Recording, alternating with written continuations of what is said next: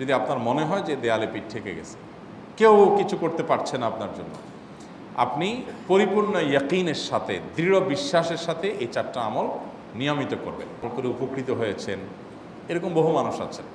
কখনো যদি আল্লাহ তাআলা এই আমলগুলো করার পরও আমার বিপদ দূর না করেন, তাহলে হয় আমার আমলের মধ্যে কোনো ত্রুটি ছিল, অথবা আমার এই বিপদ দূর না হওয়ার মধ্যে আমার জন্য কোনো কল্যাণ নিহিত ছিল। থাকবে সে 4টা আমলের 1 নম্বর হলো ইস্তিগফারের আমল। ইস্তিগফার, আপনি ফেসে গেছেন, আস্তাগফিরুল্লাহ ওয়া আতুবু ইলাইহি, আস্তাগফিরুল্লাহ আস্তাগফিরুল্লাহ আস্তাগফিরুল্লাহাল্লাযী লা ইলাহা ইল্লা হুয়াল হাইয়ুল কাইয়্যুম ওয়া আতুবু ইলাইহি ওয়া লা হাওলা ওয়া লা কুওয়াতা ইল্লা বিল্লাহ। আল্লাহুম্মা আনতা রাব্বী লা ইলাহা ইল্লা আনতা খালাকতানি ওয়া আনা আবদুকা ওয়া আনা আলা আহদিকা ওয়া ওয়া'দিকা মাস্তাতা'তু আউযু বিকা মিন শাররি মা সানা'তু আবুউ লাকা বিনি'মাতিকা আলাইয়া ওয়া আবুউ লাকা বিযামবি ফাগফিরলি ফাইন্নাহু লা ইয়াগফিরুয যুনুবা ইল্লা আনতা। সাইয়্যিদুল ইস্তিগফার। এভাবে যে কোনো ইস্তিগফার করতে থাকেন, আপনি বেশি বেশি করে আল্লাহর কাছে ইস্তিগফার, ক্ষমা প্রার্থনা করতে থাকেন। নাম্বার 2, দুরুদ।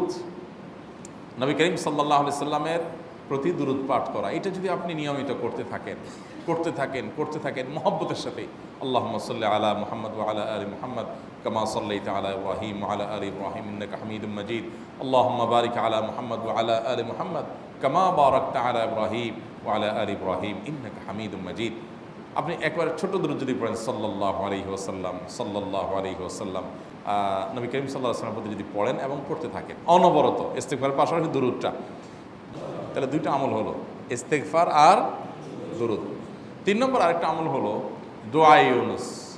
দোয়া ইউনুস, লা ইলাহা ইল্লা আনত সুবহানাক ইন্নী কুনতু মিনাজ জালিমিন। বেশি বেশি পড়তে থাকবেন, যখন বিপদে পড়বেন ইস্তিগফার আর দুরূদ পড়বেন সবচেয়ে বেশি, আর মাঝে মধ্যে দোয়া ইউনুস, লা ইলাহা ইল্লা আনত সুবহানাকা ইন্নী কুনতু মিনাজ জালিমিন। 4 নম্বর আমল হলো ইয়া যাল জালালি ওয়াল ইকরাম।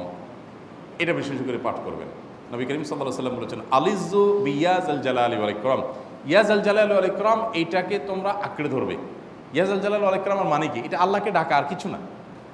এবং হাদিসে বর্ণিত দোয়া, এটা মাসনুন দোয়া। এর পাশাপাশি তাহাজ্জুদের নামাজ এবং যে কোনো নফল নামাজ। কারণ নবী সাল্লাল্লাহু আলাইহি ওয়াসাল্লাম ইজা হাজাবাহু আমরুন সাল্লা, নবীজি সাল্লাল্লাহু আলাইহি ওয়াসাল্লামের কোনো পেরেশানি শুরু হলে আগে ওযু করে 2 রাকাত নামাজ পড়তেন। ওযু করে 2 রাকাত